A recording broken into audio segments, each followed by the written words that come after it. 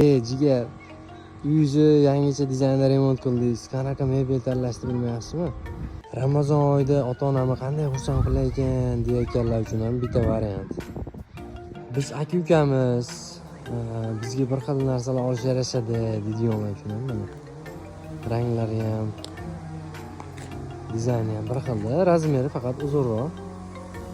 Bu ishimizning narxi, dastavkalari sizga ancha hamyonbop.